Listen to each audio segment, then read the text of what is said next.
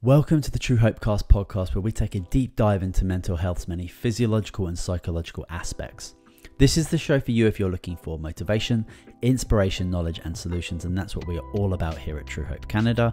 And True Hope Canada is a mind and body-based supplement company dedicated first and foremost to promoting brain and body health through non-invasive nutritional means. For more information about us, please visit truehopecanada.com.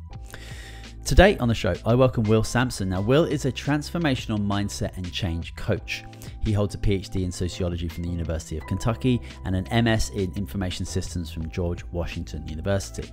Will serves on the adjunct faculty of Purdue University, where he lectures on executive management, change management, and conflict resolution. He's a board-certified executive coach. Today on the show, we're going to be discussing the big changes between self-help and personal growth. Enjoy the show. Okay, good morning, Will. Welcome to True Hope Cast. I hope you're doing well. It's such a pleasure to have you on the show today. How are you? What is going well? Well, thank you for having me. I am doing well, and it is a pleasure, absolute pleasure to be here. What is going well? So many things. But what I find is that when I'm well within, all the other things outside of me seem to go well. So right now I'm well within and everything else seems to go well as well. I absolutely love that perspective of looking into out. That's great. I'm very happy to hear that. As an introduction for our audience, can you just let us know who you are and what it is that you do, please? You bet. So I am a individual who gets to work with mission-driven entrepreneurs and executives who exist at the intersection of doing well and doing good. And so often I get to coach individuals. And so often the coaches that I know work with people to try and help them reach their financial goals or achieve a certain level of capitalization. I work with a lot of entrepreneurs who are looking for venture capital. But it's just as important to me to work with people who want to do good, who want to leave a better world behind. And so there's so many different companies, so many different efforts we could put our hand to, but to work with people who really want to leave the world a better place. One of the ways I like to think of it is I want to make sure I'm being a good ancestor to the people who come behind me. So I'm a coach who gets to work with people who do well and do good. That's very interesting. How did you get into that line of work? So it was both purposeful and accidental. And I'll tell you I'll give you the short version of the story, and then we can probably unpack some of it. So I had worked in the corporate world as in the technology, the IT space. And I left there to go work to go get a PhD and teach for a few years. And what I found is that a number of my students, as they were going off into the world after they graduated, they needed more direction. So for them, I ended up getting into coaching because it was a way of working with my students who just needed some direction. They needed a way to sort of find some guidance in the world. But then I went through a lot of personal trauma myself. I entered long-term recovery after too many years of dysfunctional behavior and addictive behavior. And what I found in that process was a group of people who were willing to invest love and belief in me until I could begin to find it in myself. And so I've been given this great gift of grace in the world, the chance to reboot my life older than most people do. So in my 50s. And because of that, I started saying, how could I use these coaching skills that I've developed to really try to give back, to try and invest that same level of love and belief in others that was invested in me. And the coaching that I do, the work that I do seems to be the best way to do that. Do you think we need to be in a particular environment or like personal space to actually be able to receive that like love and grace?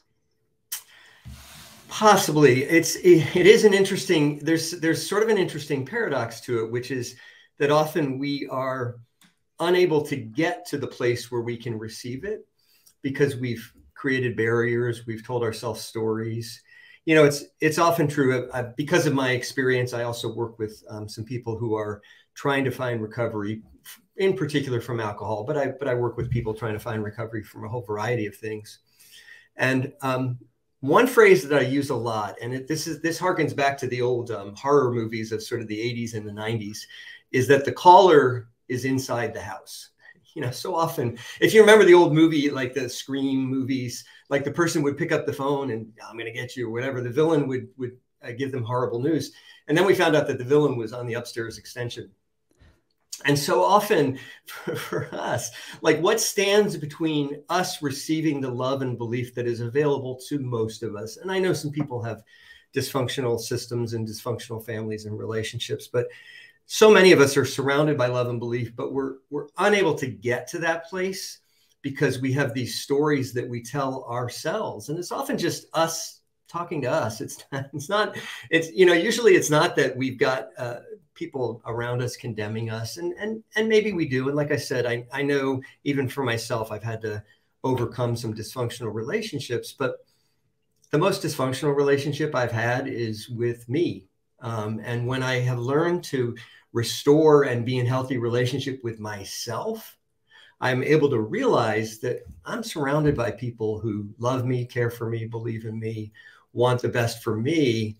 And to the extent I can then take that in, I can give it back out to others.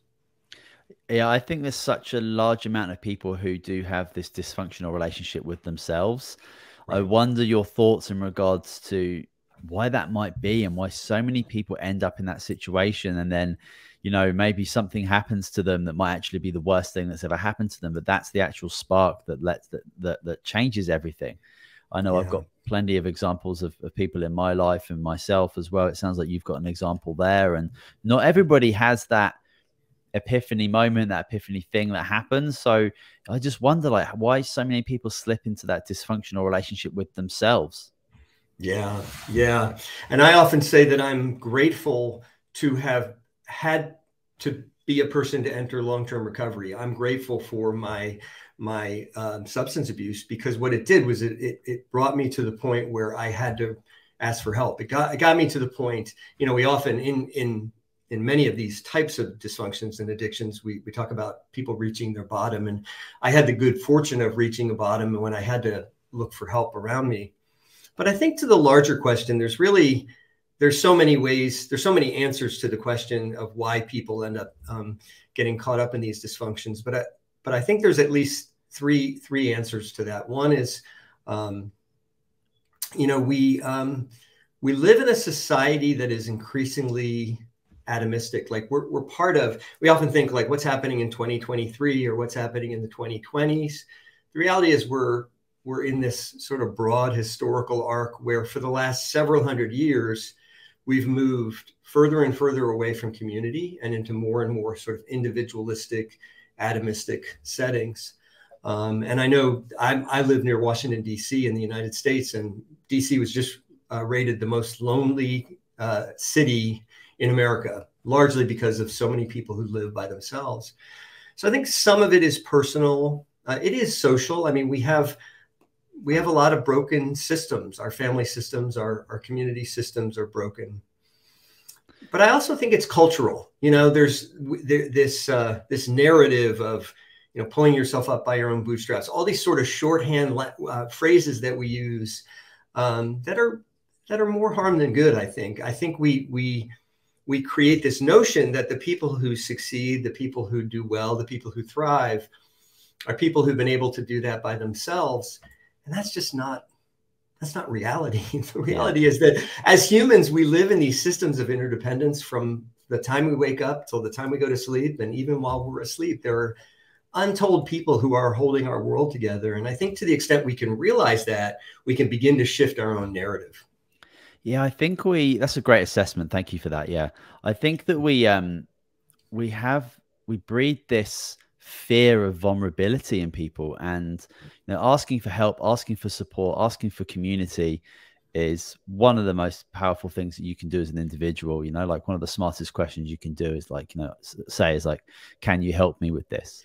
Right. And there's not something that we really teach our kids. We don't really teach it into our society. It's like, go, go, go. You got to go out there and do your own thing. And other people are going to hold you back or try and take what you get. And you get to a point, I suppose, maybe in your 30s, 40s and 50s, where you realize that community communication and collaboration are without question the only ways you can really elevate yourself to a place where you will get the success that you want. And trying to do it on your own is totally doable, but it's significantly harder. It takes a lot more energy, and at the end of it, you're probably going to be sick.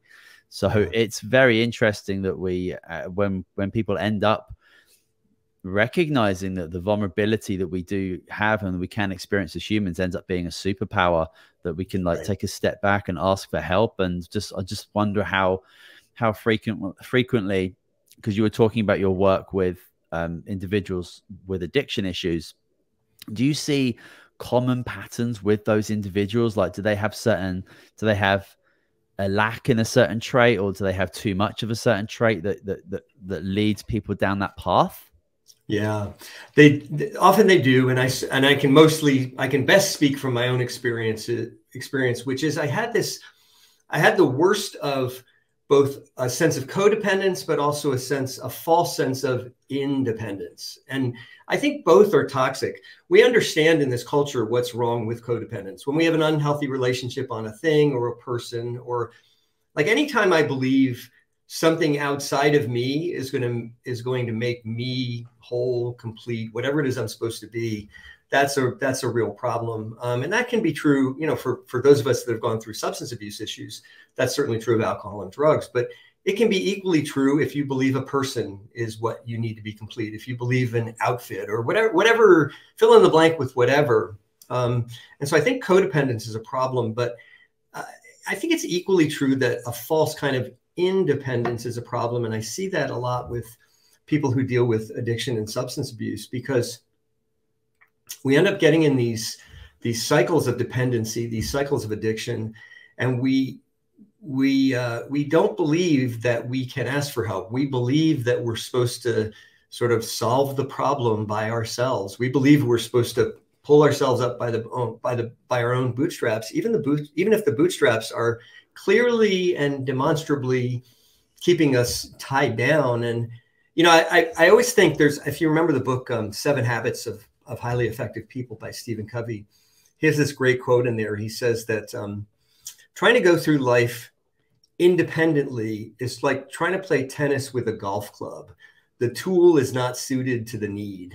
And I just think that summarizes it so well. Like we believe because so much of culture tells us that we need to be completely independently. We believe that's how we solve our problems, including the problems of those who suffer from addiction. It's just not true. And we need to really deconstruct that myth. Yeah, I mean, obviously something like addiction is very complex, and you don't just like wake up one day and you're addicted to something. There's a period of time where you will reach that point and you will go through certain thought patterns. And for sure, like a lot of people will independently believe that they've got this under control, that it is not a problem.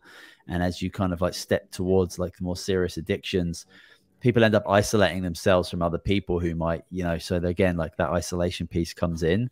Do you think, how important do you think having like a purpose, having direction, taking responsibility for things is a huge part to play as just being a human being, you know, especially when it comes to, you know, young kids? I think about like tribal times when we were in small communities where we would have responsibility from a very young age, and we would even have these like rites of passage to go from a child into an adult, and how vitally important we knew that was. And we don't really have that anymore. You know, we have 30, 40-year-olds who are still behaving as adolescents when, you know, that's not the case.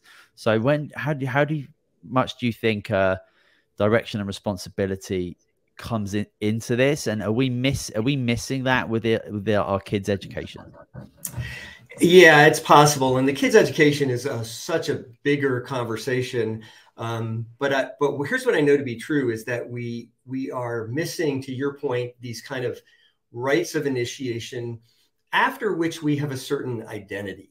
And that's really, to me, this is in the work I do, in the coaching work I do, I focus a lot on identity, because I'll often see people who come to me and they're like, well, and this isn't true just of people who are dealing with addiction issues. This is people who are trying to, you know, thrive in life. And they say, well, I know I need to exercise more, and I've done everything I know I'm supposed to do. I put my gym shoes by the door. I did like I did all the hacks that were supposed to make me be able to go out and get to the gym, and it's not working, and I don't know why. And the reason why is because between our head and our gut, and so our head is where we recognize a change that we need to make. Our gut is where we begin to build identity, or build habits rather. So we say, you know, I'm gonna really get after it. I'm gonna run. I'm gonna go to the gym. I'm gonna eat well. Whatever the habit is we want to embody. But between our head and our gut is our heart, and that's where our identity exists. And to your point, like those what anthropologists used to call them, they called them liminal processes or liminal exercises. That's where, you know, a culture would send the 13-year-old boy out into the woods for a week to try and make it on his own. And when he came back, what did we say? We say, you're a man. In the same way, a lot of other cultures have the same process for saying, oh, you did this, now you're a woman. You know, we don't really have those processes, those liminal processes, after which we give people the gift of a new identity. And it's that identity that matters so much. And that's where these questions you're asking about, like purpose and understanding why we're here on this planet, things like that, all those relate to our identity. So what I think we need, and I think this fits as well within education, is the ability to give kids, and really even humans, I mean, people, even for those of us who are, you know, further along from elementary school, the ability to have an identity that that relates to why we think we're in the world. It gives us joy, it gives us purpose, gives us energy. And when we have that identity, the things that we're supposed to do are more naturally flow. And there's actually some really interesting neuroscience here. It was, I think it was in the Journal of Sports Science. They did a survey of individuals who described themselves as athletes. So these could be weekend warriors. These could be people who run 5Ks, you know, 4 or 5 times a year or whatever. But the people who called themselves athletes were more likely to stick to their exercise regime. They were more likely, or regimen rather, they were more likely to do what they were supposed to do. So I think there's something missing in that ability to form an identity that really lets us drive the rest of the decisions we make in our life. Yeah, absolutely. I think it's so interesting that trying to create that identity, find out who you are, going internal, and, you know, doing a lot of self-work is kind of a difficult thing to do within school, because it seems to me, just looking, I've not been in school for a long period of time, but like I'm sure it's the same in regards to you're just trying to fit into a category, trying to fit into with a group of friends, which is obviously very important. That's social skills, for example. But like how does that block individuals from becoming individuals, becoming their own identity, recognizing their own strengths, their own weaknesses, where they may need to work on things, and things that they really need to things that they really do enjoy. Creativity obviously comes into that. I feel like it's very, very difficult for, you know, in a school of maybe, let's just say, like 40 kids in a class, how difficult is that for one teacher to try and cultivate? And I think it's an impossible job, to be honest. And I'm sure it's been tried, and there are certainly institutions that I'm sure do a better job at it here and there. And parental involvement is obviously vital in that. But I suppose that identity and that individual teaching could certainly come from even a younger age, before school even starts, before kids start thinking about, you know, like the clothes that they're wearing and the haircut that they've got and the accessories that they have to start fitting into school. I suppose that's more of like a, you know, maybe 10, 11, 12 years of age and up. But there's a big period of time where kids are wild. They are energetic. They are these free, beautiful, spirited and pieces of energy that have got the potential to create wonderful, wonderful things and be kind of whoever they want to be. And then, you know, involved in an institution like education maybe sometimes doesn't enhance that individual creative piece. Absolutely. And I do think, and I have a little bit of insight on this because my partner, my wife, is a music educator who also teaches mindfulness and yoga in the US at kindergarten through 5th grade. Wow. That's cool. And yeah, she struggles with a lot of this. And, you know, I think, and this goes back to culture, like what are we trying to solve for in our educational systems? And I see this because I still do a lot of work with corporations, and oftentimes corporations are trying to solve what are less well-defined problems. So in the way we kind of think of it in problem solving is there are engineering problems and there are design problems. So engineering problems are, how do I make brake pads for my Tesla that are the same? Every version of the brake pad that rolls off the assembly line, I want it to be exactly the same because I want them to work the same every time. And that's an engineering problem. The reality is that most of the problems we face in this world are more design problems. They force us to think creatively and to really take a bigger view on the problem itself. But our educational system is largely cranking out engineers. We spend a lot of time, and we should, on STEM. So, you know, engineering, math, and science, and so on, science, technology, and so on. But even, like, I can tell you, even from my own coaching and some of my own work, I for a while I taught I taught online at one of the larger technology and one of the larger engineering colleges in the U.S. And I sometimes joke that my job was to teach engineers how to talk human, and we teach engineers how to be social people, because so many of the problems that we face in the world and the problems that are coming, the problems we're going to be facing, are really design problems. They don't have real clear solutions. And so because we don't encourage people to think creatively, to think broadly, we're kind of still we're still educating for this industrial mindset. It's very difficult to go back to the basic concept for people to form their own identity, for people to form their own individual sense of purpose and self. And you know, like I said, I think the answers to that are much bigger than we could probably unpack in this podcast. But yeah, but I do think it's a clear issue that we need to be aware of. Yeah, I just think that the larger populations get, the bigger cities you live in with the more people, it's more difficult to become part of that community, to become part of that whole.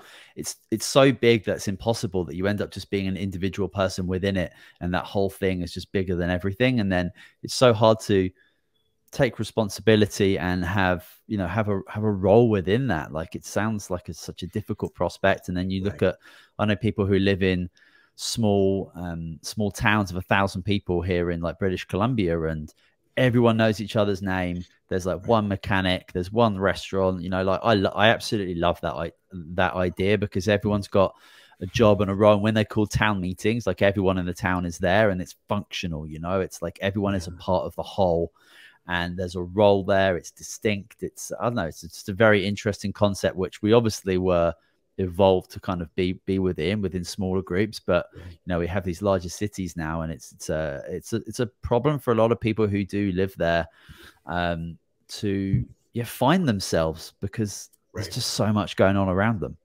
Yeah.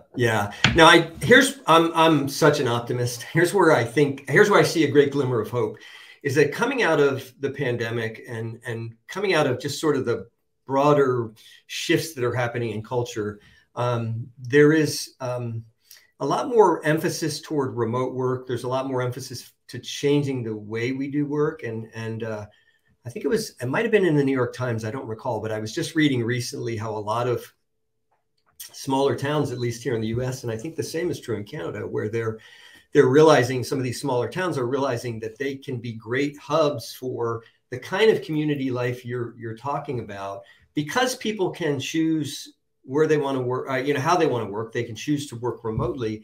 I think optimistically that there's some real good possibilities of returning to the kind of life you're talking about, returning to the kinds of communities you're talking about. But that'll only happen if we, the people, ask of it. If we say this is the world we want to create, we can create that world. Yeah, I completely agree with you. I think I know a few people who have moved to these smaller places because they recognize that they can do their work from anywhere. They can save a significant amount of money from moving out of the cities. They can be closer to nature. They can spend more time with their kids. I know, I work from home, and I'm very, very blessed to be able to do that. And I just see my kids all of the time. And I can only imagine, from my parents' age back in the day, this wasn't a thing. And I could just every single day, I'm just bonding closer and closer with my two kids. And I feel just having that that male role model around all the time is only gonna support them and help them grow into the individuals that they're gonna do. But I want to talk a little bit more about you've got some stuff on your website which I thought was interesting about the self-help industry and how you're doing your very best to disrupt it. So can you tell us a little bit about that process and that thought process, and you know, why does self-help make us less happy? Yeah. So I make a really important distinction, for me at least, between self-help and personal growth. I can tell you from my own story that it is, you know, one of the big shifts in my life is when I became the author of my own story. So I think that is important, that we begin to own our own growth personally. But self-help is something different. It's a different animal than that. And it might be helpful to think of the origins of the self-help movement. It actually, the title actually came from a book that was written in the 1850s by a guy named Samuel Smiles. I wish I was making that up, because it almost doesn't sound like it's right, but it is. Samuel Smiles wrote the book Self-Help. And if you think about what was happening at the time, talk about historical trends, this was the height of the Industrial Revolution. People were moving from rural areas to urban areas. They were moving from the countryside to the city. They were, you know, suddenly confronted with these new systems, different kinds of people than they knew. And it made sense to encourage people, just buck up and own yourself. And, you know, and that's where we get phrases like pull yourself up by your own bootstraps, which was actually originally mentioned as a joke in a newspaper editorial, but it's become, it's almost, we think it's settled science. Yeah, I think that self-help books were one of the first like printed, published books in history. I think it was. Yeah, it was. Yeah, exactly. And so what's happened is, what's come along with it is these cultural myths, these cultural narratives that we think are true because we hear people saying them, but we don't really question it. So I'll give you a perfect example. So you'll be listening to a podcast and you'll hear an entrepreneur, and they talk about, you know, how they made it all on their own, how they, you know, pulled their life together, and they overcame great difficulties. And that's also true. In addition to that, every great entrepreneur had many, many people who helped them succeed. The greatest example of this I give of this is of Richard Branson, who, you know, when he was 23 years old, he owned a tiny little record store in East London called Virgin Records. And he didn't take care of his finances. He was about to be evicted and go bankrupt. And his mom mortgaged her home to keep him afloat. And so years later, he's this incredible self-made billionaire. Well, he's not. He's a billionaire. He is there because he owned his own story, because he took charge of his own destiny. But he also realized that he was surrounded by people who could help him. And so much of the self-help industry, for even without meaning to, so much of the literature that just is kind of falls into that more coarse self-help category is just, you know, people telling other people how to take care of, how to live all on their own. And for reasons we've already talked about, that's not a recipe for success. And so when I say I want to deconstruct the self-help industry, I really want people to understand that success and thriving and resiliency and all these things that we might hope for is always a balance between owning our own story and allowing the grace of the universe and that which is greater than us to provide us with people around us who love us, care for us, believe in us. And success is always a balance between those two. And so much of what we think of as self-help really is often just limited to, I just got to do this on my own. And that's just not correct. Yeah, and then you've got the personal development piece, which is, you know, some people confuse the two of them, but maybe you could give us your definition of personal development and why that is wildly different. Yeah. So the main area I would say is the difference between self-help and personal development and personal growth is, you know, one is more based on reality. There's I don't know if you remember the comedian George Carlin, but he had this great line in one of his routines where he said, you know, if you're reading a self-help book written by somebody else, that's not self-help. Somebody else wrote the book for you, you know? And so to me, the distinction between self-help and personal growth is self-help is, I would say, a false narrative that says, I have just got to do this on my own. I got to buck up and I got to pull really hard on my bootstraps, and maybe eventually I'll pull myself off the ground. To me, it's a false belief. And unfortunately, I think it's pervasive particularly in the West, but in our culture globally as well, this belief that we need to succeed alone. By contrast, personal development means owning my own story, but realizing I'm telling that story with others, realizing that, for me, I have such a rich network of people. I call them my life team. They're the team of people that help me live my life, and they're on my life team because I'm on theirs. It's a exchange of love and belief among the people that I live with and do life with. And personal growth is really more, how do I use all the riches I've been given to succeed, thrive, and for me, make the world better for me having been here. How do you think people can get started positively with personal development? Yeah. So it's a both and I encourage people, and because this is a lot of the people that I coach are kind of in this same space, and so it's a twofold track of both knowing yourself well and then creating social bonds and social relationships around you. And so, knowing yourself well is just the basic day-to-day work of journaling, gratitude. Oftentimes the answers to these questions are not, go spend $30,000 on this great course. It's really as simple as, journaling, being aware of yourself, getting to know yourself, getting in conversation with yourself. One exercise that I encourage my clients to do is what's called the mirror exercise, which a number of different writers have talked about, but it's literally, and I do this even to this day, even several years into my journey, where I have different questions that I ask myself, or different things that I affirm to myself, and I say them to myself in a mirror. So right now, I'm working on understanding that I am complete, that I am whole. And I literally stand in front of the mirror and I look at myself and I say that, Will, you are complete, you are whole, you have everything you need. So I think it's kind of rebuilding our relationship with ourselves.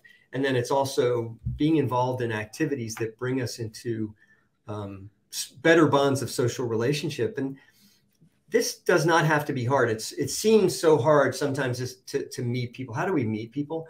The easiest way I know how to do it, and it's something that I do on a fairly regular basis, is I just invite people to eat with me. I create meals together.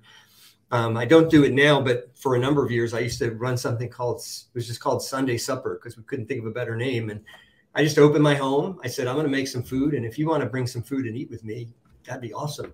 And there were Sundays where we had 30, 40 people there, because people are so anxious for community and they're so anxious for connection and I think that's especially true after the pandemic. So to me, it's those two. It's sort of rebuilding the trust and relationship with yourself, and then creating social ties with others. I love the mirror exercise, and that's just made me think of the fact that when I think of a mirror, and when most people think of a mirror, and when they look into a mirror, they're actually just trying to fix their external appearance, right? Rather than like looking inside themselves and talking to themselves and, passing strong affirmations to yourself. It's a very, very interesting concept, looking at yourself in a mirror, like actually doing that. So that's a very interesting exercise that I'm going to have to take. And yeah, the idea of creating meals for community, inviting people over, and eating together and being around campfires is one of the most ancient things that we've ever done, and sharing stories, sharing knowledge, recognizing where we can, help other people, support other people, and also get support and help from them. It's just like, we've been doing that forever. That's how we work. That's how we communicate. It's how we get things done. It's literally how we've got to 2023. And we haven't blown ourselves up yet. Like, that's literally how we've done it so far. Absolutely. So do you think that with the personal development piece, that recognizing like your own lack in maybe particular knowledge is an important place to begin, like reading books and maybe listening to other people? Yeah, I think so. I think it's also it's also making an honest assessment of yourself and what you do well, what gives you energy, what you have joy in doing, and then recognizing that we live in a good and bounteous universe that wants to bring those other resources into our life. And one of the analogies I use with my coaching clients is to think of yourself as the CEO of your own life. And so if you were looking at the CEO of a corporation, you would never expect the CEO to file the taxes or create HR policies or buy the technology or manage the global supply chain. You would recognize that a CEO is going to have all these other people that do those things for them. And so when we think of ourselves as the CEO of our own life, it really enables us to say, okay, what am I good at? What am I here for? What am I supposed to do? And then to recognize that around us is the possibility of people who can help us in those other areas, who can help us be complete.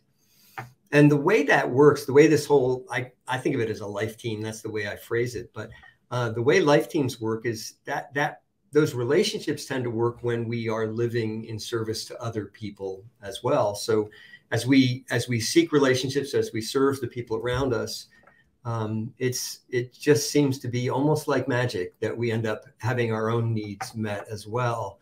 And so I think information is important. And I don't know if people are watching this on video, but behind me are a whole bunch of books. Like I'm a big book fan. I think more data is always good.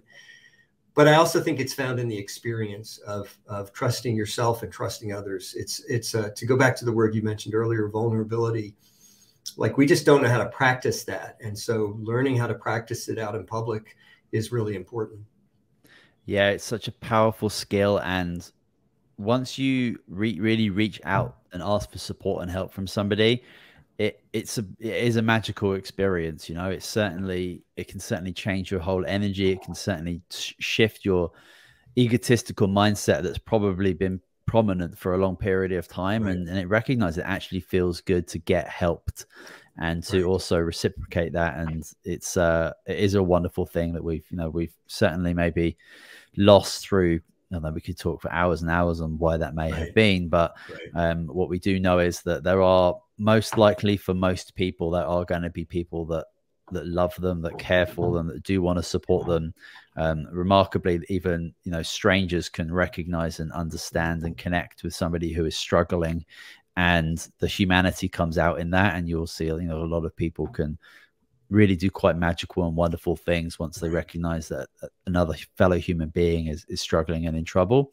So without question, for sure. And I was going to ask you about like overcoming adversity and finding kind of that strength to start over. Do you think that begins with asking for help? I do. Well, it did for me, and that certainly seems to be true. Most of the stories that I've heard, and I guess I would, if there's an authority on this, I would look to Viktor Frankl. If you know Viktor Frankl, he wrote the book Man's Search for Meaning, which is a book he wrote after surviving the Auschwitz death camps in Nazi Germany, and he managed to live through that. And he wrote about the idea of meaning afterward. And he said that we find meaning in life when we have three things: when we have the ability to look at our suffering redemptively, when we have a big project to work on, a project that will give our life purpose and meaning, and when we have a community of people that love us. And so I think when we can take our traumas, when we can take our pains and bring that perspective to it. So for me, I'm always asking, with what I've gone through in addiction and other traumas in my life, if I believe that I'm fundamentally good, and I believe that the universe is fundamentally good, then I have to believe those things were brought into my life for the benefit of others. And there's, across religious traditions, this is a pretty consistent theme, that we are able to take our pain and turn that into comfort for others who are suffering from the same things that we suffered from. And so if we can take our pain and turn it into a project, if we can take our trauma and make it part of our life purpose, if we can reach out to help others and make that part of the community of people who love and support us, boy, that's a winning formula. That's a life of meaning, and that's a life of value. So simple. Well, yeah.